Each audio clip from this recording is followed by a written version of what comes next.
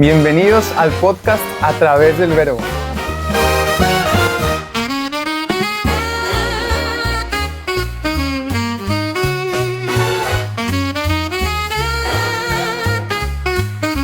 Queremos Halloween, queremos Halloween, noche de brujas, Halloween. Bueno, celebremos Halloween, así se llama este episodio. El segundo episodio de A Través del Verbo. Bienvenidos sean todos.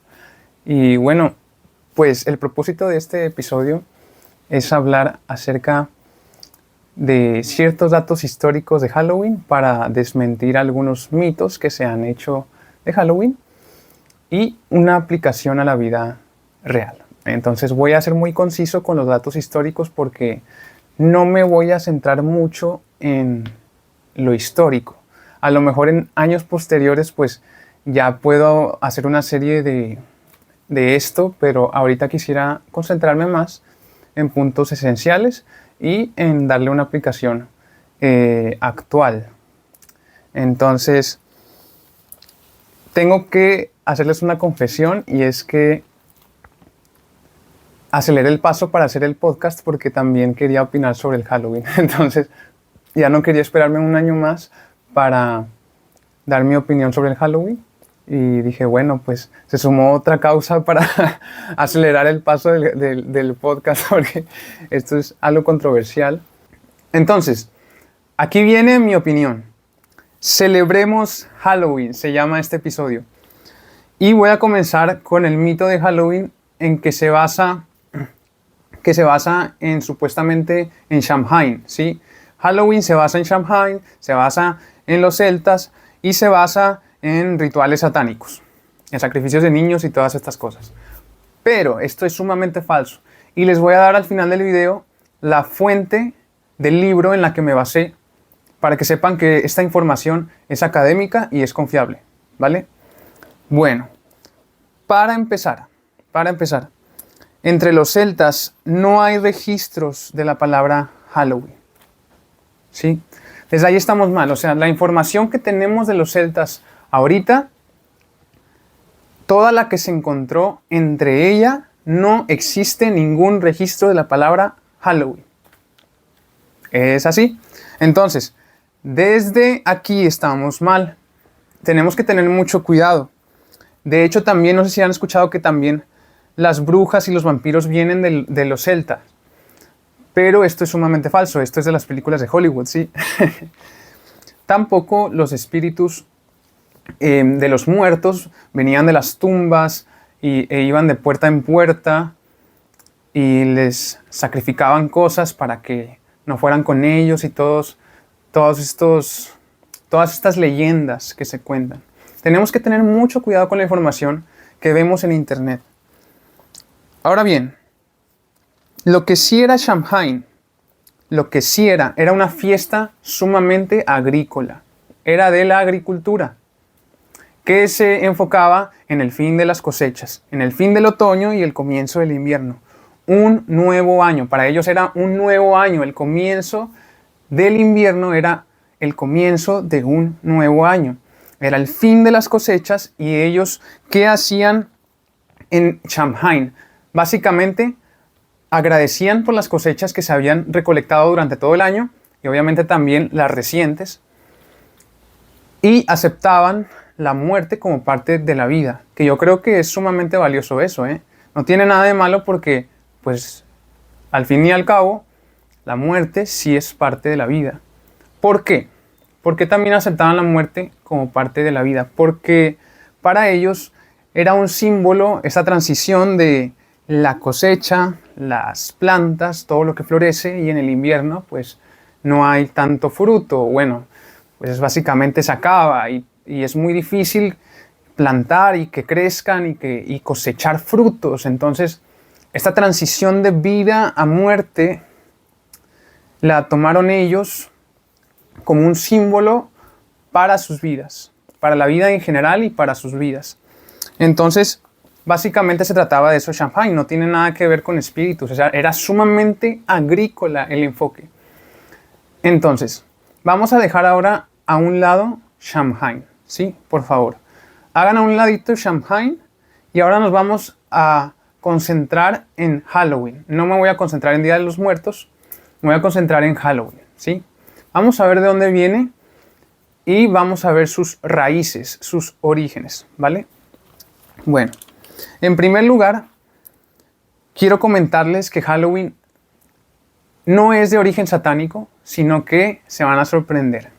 Aquí viene lo bueno. Aquí viene lo bueno.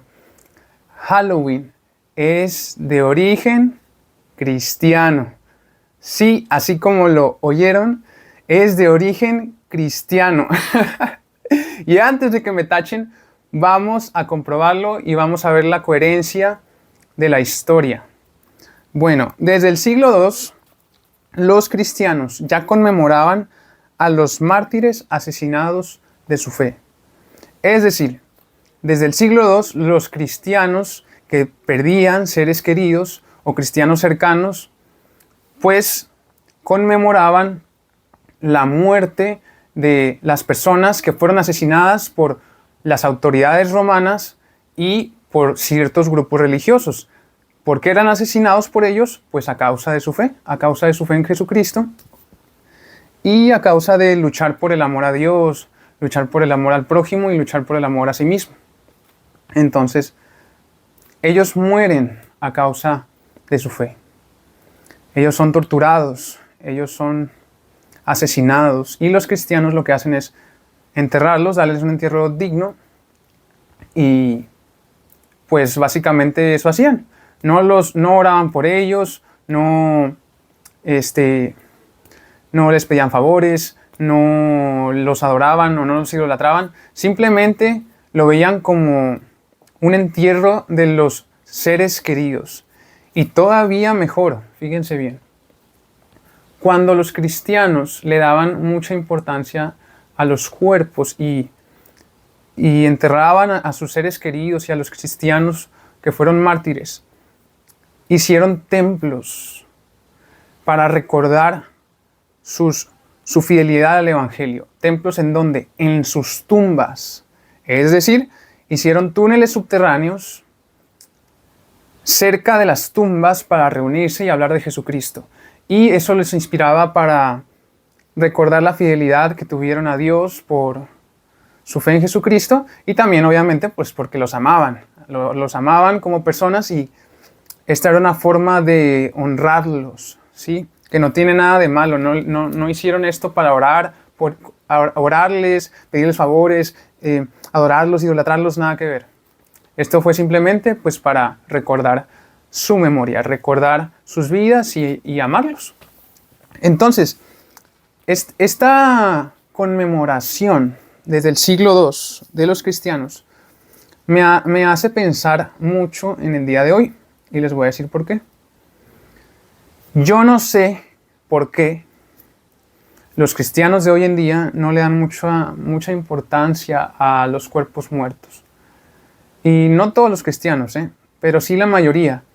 Y obviamente sí sé por qué, pero es una expresión, es una hipérbole de que no entiendo por qué seguimos con esta creencia errónea y nociva de que pues, el cuerpo no tiene valor y el espíritu es el que tiene valor y se va con Dios, el cuerpo se entierra y ya no tiene valor. Entonces, lastimosamente, lo que se hace en la mayoría de los grupos cristianos, o al menos en los que yo he escuchado y algunos en los que he estado, es que tratan de suprimir la tristeza de los seres queridos. No sé si han notado eso, de este mensaje que vas a ver a tu ser querido cuando mueras, después de la muerte, vas a ver a tu ser querido, entonces no te pongas triste. Tienes que estar feliz, tienes que estar alegre. E intentamos suprimir la tristeza, intentamos como suplantar la tristeza con la alegría. Pero esto es sumamente nocivo y tenemos que tener cuidado con eso. Les voy a decir por qué. La tristeza es sumamente humana, es un sentimiento que te hace restaurarte. Tenemos que darle lugar a la tristeza porque es muy humana, es parte del ser humano, te ayuda a restaurarte, a asimilar lo que ha sucedido, a repetirte y repetirte lo que acaba de suceder. De hecho, por eso, cuando estás triste, Te sientes débil físicamente, pero todo el tiempo estás pensando y dándole vueltas al asunto. ¿Por qué? Porque el cerebro está trabajando más, las neuronas, la actividad neuronal aumenta, aunque el físico disminuya su energía. Entonces, la mente, el cerebro empieza a darle con todo a la actividad neuronal porque está tratando de que asimiles lo que acaba de suceder y te está intentando restaurar. Entonces, es muy importante la tristeza, obviamente no ahogarnos en ella y permanecer en ella, pero sí ir por el camino de restauración a través de la tristeza, ¿cierto? Yo sí creo que hay una esperanza del cristianismo y sinceramente muy diferente a la que comúnmente se cree, pero en lo que sí hago en común con la creencia tradicional es que algún día veremos a nuestros seres queridos, pero no es la esperanza para sustituir a la tristeza, sino para acompañarte, ¿sí? Esa esperanza te acompaña, no sustituye a la tristeza. Y la mejor respuesta que puedes recibir de los demás cuando pierdes un ser querido es la compañía. La compañía. Entonces, también se le ha dado un valor al cuerpo muy, muy bajo, muy vago, lastimosamente, porque es esta idea de que el cuerpo no tiene valor, pero eso lo voy a tratar más adelante. Yo lo que me pregunto es, ¿por qué si los primeros cristianos, pues la iglesia primitiva o primogenia, como se le llama, si ellos sí conmemoraban a sus muertos, a sus parientes, a sus amigos y amigas, ¿por qué nosotros no hacerlo? ¿Por qué no darle la misma importancia que ellos le dieron? ¿Por qué no darle ese valor al cuerpo que ellos le dieron? ¿Por qué no darle importancia a la muerte como parte de la vida? Y de hecho, no solo los cristianos le daban importancia al cuerpo y a este asunto de enterrar a sus muertos y darle valor al cuerpo, sino que desde el judaísmo, que es de donde viene el cristianismo, los judíos le daban mucha importancia al cuerpo.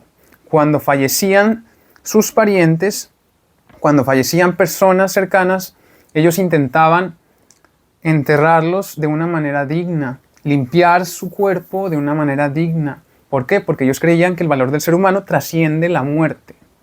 Así es, el valor del ser humano trasciende la muerte.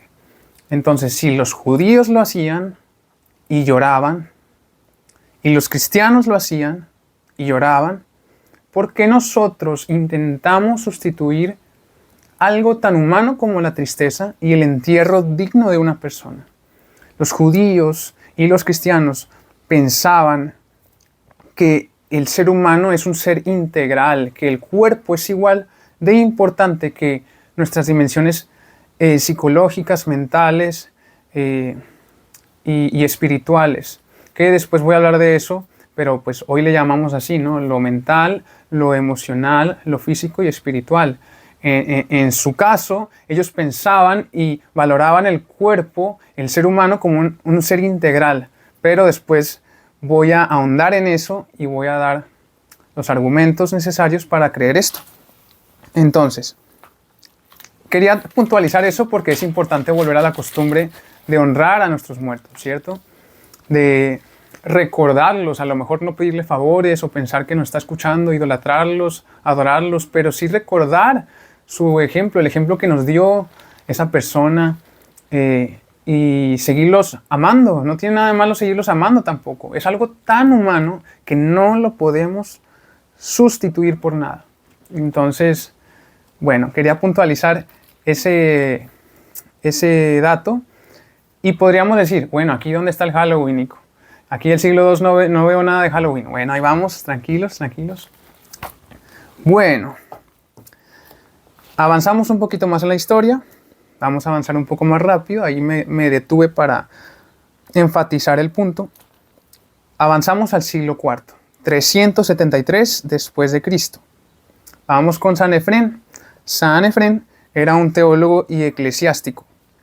Y él menciona por primera vez que el 13 de mayo se celebra el Día de los Santos Mártires, ¿sí? Se celebra el Día de los Santos Mártires. ¿Cuándo? El 13 de mayo. ¿Por qué? Porque antes no había fecha. Antes era más individual, era más natural, y ahora pone una fecha para que lo conmemoren juntos los cristianos. Entonces, si se dan cuenta, ni siquiera aquí es católica. Es sumamente cristiana. Y no estoy diciendo que los católicos no sean cristianos. A lo que voy es que es de origen cristiano. Sumamente y puramente cristiano hasta ahorita. Y podríamos decir, bueno, pero ¿por qué se le llama el Día de los Santos Mártires? No necesitamos adorar a los mártires. ¿Por qué se les llama santos? No.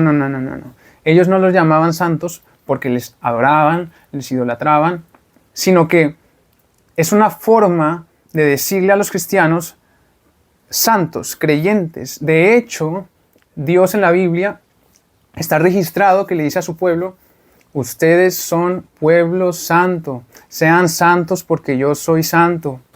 En ese sentido son santos, no que sean perfectos, no que somos en la actualidad perfectos los cristianos, sino todo lo contrario, que Jesús nos santifica, nos santificó, es decir, nos perdonó. ¿Por qué? Porque seguimos siendo imperfectos y seguimos siendo incapaces de ser perfectos, y Él nos perdona y nos abraza con todos nuestros errores a todos, cristianos y no cristianos, y en ese sentido los que abrazan esta creencia y esta fe, pues son santos. Entonces, subimos un poco más en la línea del tiempo hacia el siglo VIII. El siglo VIII, 741 después de Cristo. 741 después de Cristo. Gregorio III mueve la celebración del 13 de mayo al 1 de noviembre, ¿sí? Simplemente del 13 de mayo la mueve al 1 de noviembre. Y aquí podríamos decir, ya ves, Nico, si es de origen celta porque quisieron sustituir el Samhain de los celtas y por eso movieron la fecha. Pero no. La razón por la que se movió la fecha fue porque se acabó de construir la capilla de todos los santos en la Basílica de San Pedro, ¿sí? La capilla de todos los santos en la Basílica de San Pedro. Por eso, cuando se termina de construir este templo, mueven la fecha hacia el término de la construcción, al 1 de noviembre. Ahora bien, ya tenemos el dato real. ¿Por qué no sería para sustituir el Samhain, supuestamente, ¿no? Bueno, porque los cristianos ni sabían que existía el Samhain, ¿sí? O sea, muy probablemente no sabían que existía el Samhain. ¿Por qué? Porque la información del Samhain viene de fuentes muy diversas y estas fuentes surgieron mucho después de este tiempo del siglo VIII. Fueron años después. Datan las fuentes del siglo VIII al siglo IX. Es decir, unos años más tarde. Después de que Gregorio III mueve la fecha del Día de los Santos Mártires al 1 de noviembre, se sabe del Samhain. O sea, eso fue después. El Samhain se descubrió después. Y muy probablemente los grupos que quedaban marginados de los celtas, ya trayendo un poquito a los celtas de nuevo, muchos de ellos ya eran cristianos. ¿Por qué? Porque pues, el cristianismo se extendió ampliamente en el Imperio Romano. Y muy fuerte porque pues, tenía mucha fuerza y ellos, por tanto, no tenían la necesidad de suplantar su fecha del Día de los Santos Mártires contra las costumbres de los celtas. O sea, si son un grupo y uno que otro grupo ahí marginado, ¿por qué vas a suplantar la fecha para evangelizarlos, entre comillas? Porque para empezar, imponer creencias es malo, es incoherente, es no ético y también, en base a la historia que tenemos y los datos históricos, es incoherente, ¿sí? Entonces, este grupo de celtas, que no es una etnia, por cierto, es un espectro étnico, como dato. Estos grupos, pues realmente, muy probablemente no tuvieron contacto tan directo con los cristianos. Entonces, bueno, pues ya teniendo eso claro, subimos un poco más hacia el año 840 después de Cristo, siglo IX. Ok, Gregorio IV hace que el Día de los Santos Mártires se haga oficial por decreto. ¿No era oficial? Lo hace oficial, eso es todo. El mismo 1 de noviembre, o sea, nos quedamos el mismo 1 de noviembre ahí. Ahora bien, vamos un poquito más hacia arriba, alrededor del año 1030 después de Cristo, San Odilon, también llamado Cluny, declara al 2 de noviembre como el Día de los Fieles Difuntos. O sea, agrega un día, el 2 de noviembre, el Día de los Fieles Difuntos. ¿Para qué servía? Para orar por los difuntos. Es esta creencia del purgatorio. Entonces, vamos todavía más hacia arriba, al 1100 después de Cristo. Estamos en el intervalo del 1100 al 1200 después de Cristo, ¿sí? Ahora, ok. Los católicos comienzan a festejar todas sus celebraciones con una víspera, con una tardeada antes. O sea, comienzan a agregar estas vísperas a todas sus celebraciones. Entonces se le agrega al Día de los Santos Mártires, pues su víspera. Y como era de esperarse, como era el 1 de noviembre, se agrega el 31 de octubre. Y se llama, ¿cómo creen que se llama? Víspera de Todos los Santos. Víspera de Todos los Santos. En inglés, ¿cómo se dice? All Hallows Eve. All Hallows Eve. Y aquí viene más o menos lo del Halloween. Aquí vamos, aquí vamos. Entonces hasta aquí quiero puntualizar que tenemos la Víspera de Todos los Santos, el 31 de octubre. Tenemos el 1 de noviembre, el Día de los Santos Mártires. Y el 2 de noviembre, el Día de los Fieles Difuntos. ¿Sí? Tenemos 3 días que se celebraban. Entonces, 31, 1 y 2 de noviembre. ¿Sí? Por eso, Martín Lutero va al castillo de Wittenberg, toca la puerta y presenta sus tesis. ¿Por qué? Porque el 31 de octubre él sabía que se convocaba mucha gente por la víspera de Todos los Santos. Entonces, él estratégicamente aprovecha este día para presentar sus tesis, que por cierto no fueron clavadas, fueron presentadas.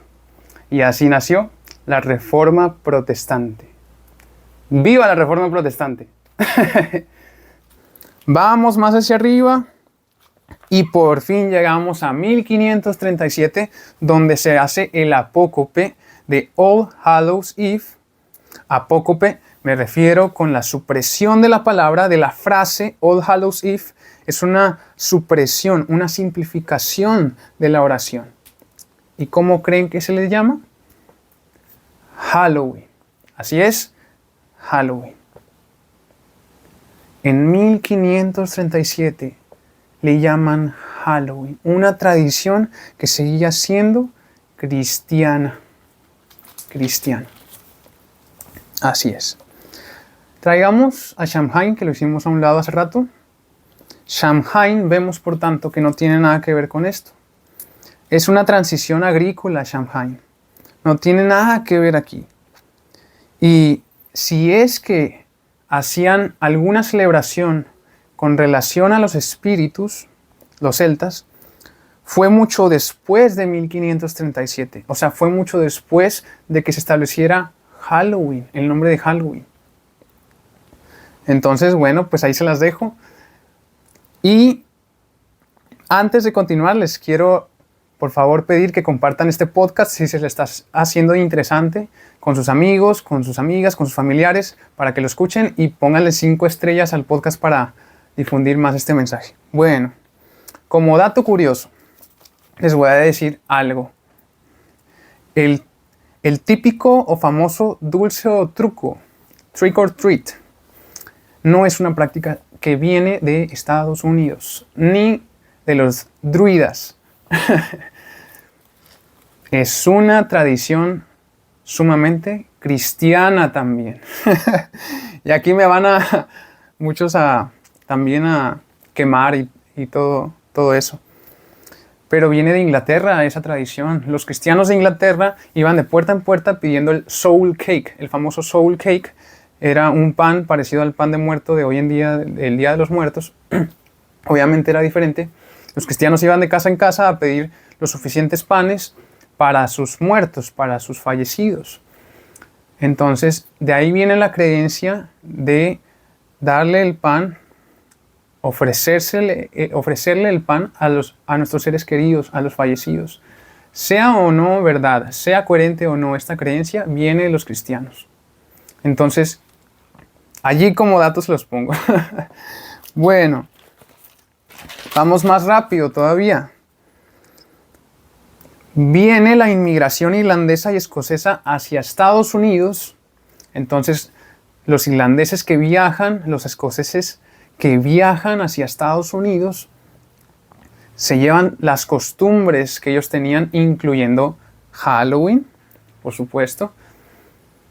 Y pues Halloween tiene una combinación de tradiciones, cultura, mercadotecnia con Estados Unidos. Entonces, la cultura que tenía Estados Unidos se fusiona con Halloween y se vuelve algo más comercial, se vuelve algo más secular, normal. Y pues ya no tiene nada que ver con los santos mártires, sino que se vuelve una fiesta de disfraces. Halloween se vuelve una fiesta de disfraces en Estados Unidos. Luego, por así decirlo, los fifís mexicanos viajan hacia Estados Unidos, les gustan muchas de sus costumbres de los estadounidenses. Los mexicanos regresan a México, se traen consigo esa costumbre de Halloween y pues choca con el Día de los Muertos, que ya estaba en México, y esta lucha de tradiciones. Entonces los nacionalistas mexicanos dijeron, no, ¿cómo podemos recibir una tradición extranjera? Vamos a tener nuestra propia tradición y vamos a decir que el Día de los Muertos es de origen indígena prehispánico, que no es cierto, lo lamento, que no está mal tampoco celebrar Día de Muertos. Pero bueno, no voy a hablar del Día de Muertos, solo quería mencionar eso. Entonces decían, bueno, vamos a decir que es de origen indígena prehispánico y vamos a impulsar más nuestra celebración para que tengamos nuestra propia celebración. Entonces comienza una lucha de tradiciones y celebraciones, y sin embargo las dos festividades se adoptan y vamos más hacia arriba, llegamos al 2024. ¿Qué creen? Adoptamos las dos celebraciones.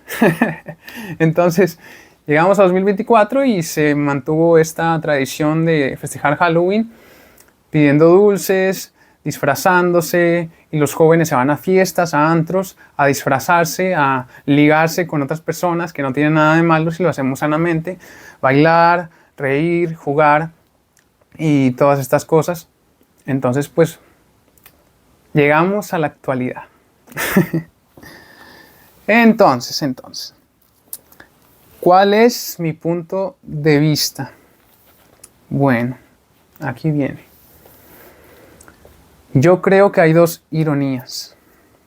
En primer lugar, la primera ironía es que todo el tiempo la mayoría de los cristianos, lastimosamente y constructivamente, se los digo, estuvieron informando mal a la gente de que esta costumbre era satánica, era de los celtas, era de Samhain y que tenía que ver con espíritus y todo eso. ¿Y qué creen? Todo el tiempo fue de origen cristiano. Bravo. Ay, no. Tenemos que tener mucho cuidado con eso. El Halloween es de origen cristiano. ¿Y cuándo va a parar esta lucha si estamos informando mal a la gente y en realidad esta información es muy distinta a la que es realmente? Bueno, esta es la primera ironía. Segunda ironía. Y aquí voy a entrar con un principio teológico, ¿sí? Un principio teológico. Imaginemos que Halloween sí tenía sus orígenes satánicos y diabólicos y de los celtas que invocaban supuestamente a los espíritus y sacrificaban animales y sacrificaban humanos y todas esas cosas. Digamos que sí, que no sucedió, ¿sí? Ya lo vimos. Digamos que sí. Bueno, ahora yo pregunto, ¿cómo se celebra Halloween? Ok, pidiendo dulces, disfrazándose de personajes fantásticos creados por las películas, por la sociedad, que realmente, si es que existen los demonios, pues no sabemos cómo son realmente, no son como las películas. Bueno, el punto es que nos disfrazamos de personajes fantásticos, pedimos dulces, o nos disfrazamos de personajes fantásticos y vamos a fiestas. Entonces, aquí viene el principio teológico. ¿Han escuchado el Dios ve el corazón? Ya voy a terminar, ¿ok? Así que no se me desesperen. Dios ve el corazón. Ok. Eso yo sí lo creo. Es una creencia muy arraigada y coherente con mi fe. Pero el problema está cuando se usa solamente para señalar. Cuando te digo que siempre Dios está viendo tu corazón y que todo el tiempo ve cuando estás pecando, y Dios es un justiciero, un Dios justiciero que todo el tiempo ve tu corazón, la maldad de tu corazón, y te reprime y te regaña y te castiga. Bueno, eso es sumamente nocivo. El restregarnos en la cara que todo el tiempo Dios examina nuestro corazón para hacernos una evaluación de nuestra moral es sumamente nocivo. Sí entiendo que, por ejemplo, el salmo que dice: examíname, oh Dios, y conoce mi corazón, etcétera, etcétera. El salmista habla de una introspección que él hace de sí mismo, ¿cierto? La introspección significa una observación interna de nuestros pensamientos, nuestras acciones y nuestros sentimientos. En este caso los sentimientos no son malos, pero me refiero más a nuestros pensamientos, a nuestras intenciones y a nuestras acciones. Entonces, está bien de vez en cuando hacer una introspección y pedirle a Dios que nos ayude a conocernos más, de vez en cuando. Pero está mal verlo como una fórmula o como algo que constantemente se da. ¿Qué tal si este principio teológico, Dios ve el corazón, lo usáramos también para sanar, para liberar a la gente, para darles libertad, paz mental? ¿Por qué no lo usamos como lo usaría Jesús?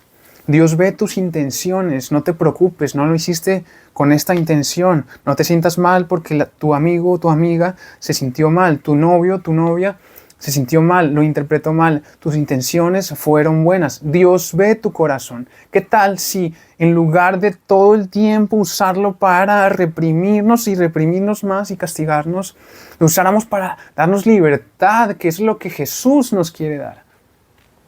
¿Qué tal si la gracia la hacemos parte de nuestra vida y Dios ve nuestro corazón, lo usamos para sanar, para alegrarnos, para darnos felicidad? ¿Y a qué voy con esto? Con el Halloween. ¿Qué pasaría si nos preguntáramos: ¿qué es lo que Dios está viendo en mi corazón cuando celebro Halloween? ¿Estoy sacrificando humanos? ¿A mis hermanos porque me caen mal? ¿O a mis hermanas porque, no sé, le hizo daño algo a una pertenencia? ¿Estoy sacrificando animales? ¿Estoy celebrando cultos a espíritus? ¿O vamos a algo más real a nuestra actualidad? ¿Estamos golpeando a la gente? ¿Estamos criticando a la gente? ¿Estamos robando? ¿Estamos teniendo mucha envidia con la gente? ¿Estamos criticando destructivamente? No, yo solamente estoy pidiendo dulces, estoy solamente yendo a fiestas, ¿ok? Dios ve tu corazón y sabe que no estás haciendo nada malo en Halloween o Día de los Muertos. Simplemente no hagas nada malo, como en todos los días y todas las festividades, ¿sí? O sea, esto se aplica a la vida diaria. No solamente es exclusivo de Halloween. ¿Ok? Vamos a aplicar este principio bíblico, principio teológico sobre todo. Dios ve el corazón. Ok, si Dios ve el corazón significa que Dios sabe que no estoy adorando a Satanás. Dios sabe que no estoy adorando a los espíritus chocarreros. Entonces, usar este principio teológico para dar libertad, para dar sanación, que es lo que Jesús quiere darnos, ¿cierto? Quiere darnos alegría, para dar alegría sobre todo. Esta paz mental profunda que nos da este principio.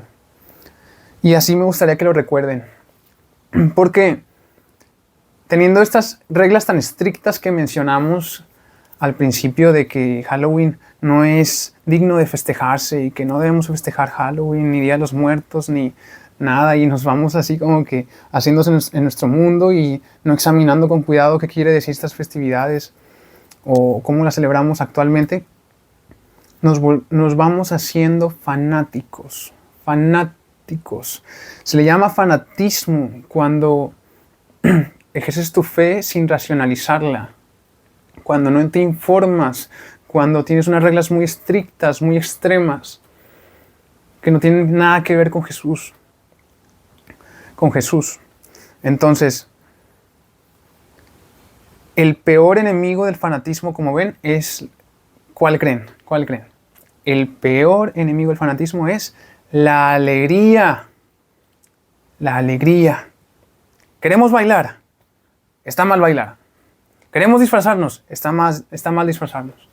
Queremos pedir dulces porque pues me gustan mucho las paletas Rocaleta. Está mal. No te alegres. Queremos cantar en la rocola. Está mal. Queremos ir al cine a ver películas de suspenso y de miedo porque me gusta mucho y me emociono con este suspenso. Está mal, no te alegres. Y así comenzamos. Y resulta ahora que la alegría es pecado. Cuando en contraposición con este sistema de pensamiento, el apóstol Pablo escribió a una iglesia que el fruto del Espíritu Santo es amor, gozo, alegría, gozo. ¿Qué significa? Alegría, felicidad. La alegría es un sentimiento muy humano que a todos nos gusta y tiene la función de recuperarnos, ¿sí? De recuperarnos de un momento difícil, de recuperar la homeostasis de nuestro cuerpo. Y es un sentimiento muy humano, muy humano, que el mismo Espíritu Santo nos ayuda a potenciarlo, ¿cierto? ¿A quién no le gusta sentir alegría? Entonces, ¿por qué ir en contra de la alegría? ¿Por qué ir en contra de ella? Entonces, pues esta es mi opinión al respecto. Yo espero que celebres Halloween, celebres Día de los Muertos, y lo único que yo te recomiendo es que celebres sanamente, ¿sí? Que celebres con compañía de tus padres, si eres adolescente o niño y vas a pedir dulces, para que tengas seguridad. Y si vas a las fiestas, también que se cuiden entre amigos y que pongas tus límites para el bienestar emocional tuyo, para tu bienestar del corazón, de tu cuerpo y para el bienestar de la otra gente, ¿sí? Diviértete sin volverte esclavo de nuevo de otras cosas. Entonces, pues simplemente diviértete sanamente. Pon tus límites por salud tuya y por salud de los demás, por el bienestar de la gente, por el bienestar tuyo. Entonces, diviértete sanamente, diviértete con confianza. Yo creo que si Jesús estuviera en este tiempo, Él se disfrazaría y bailaría con nosotros y todo este rollo. Festejaría porque, aunque no sea algo exclusivo de cantarle a Dios con instrumentos o ir a un culto en el templo, se trata de compartir sonrisas, se trata de compartir dulces, se trata de estar en amor unos con otros, en las fiestas, de conocer gente nueva, de aprovechar nuestra juventud, de ligarnos entre nosotros, obviamente de manera sana, por favor. Entonces, es una manera de compartir sonrisas, alegría, amor. Entonces yo me pregunto, ¿por qué donde la esencia de Dios se mueve? La esencia de Dios es el amor. ¿Por qué donde la esencia de Dios se mueve, nosotros no queremos estar? Solo porque no se llama, no sé, culto del domingo, dominical. ¿Por qué? Movámonos donde la esencia de Dios se mueve, en el amor. Y este amor se puede manifestar de distintas formas. Así que gracias por escuchar este podcast. Recuerda compartirlo con tus seres queridos, con tus amigos o amigas. Darle 5 estrellas a este podcast. Y esto es A Través del Verbo. Fuente de información: Idea de la muerte en México, de Claudio Lovnitz. Claudio Lovnitz es historiador y antropólogo social. Así que es académico. Muchas gracias. ¡Chao!